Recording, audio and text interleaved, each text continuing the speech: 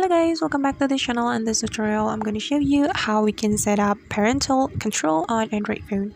So let's get started. First of all, open your settings application on your Android phone, then try to find the Google setting, and after that you can click on it, and this is the Google setting. So just tap on the Google settings option. Then after that, since we want to set up the parental control on our Android phone, we can click on parental control right here. Then you can click on get started. Then you can choose who will be using this device. You can choose either child or teen or parent. So for example, I'm going to click on child or teen.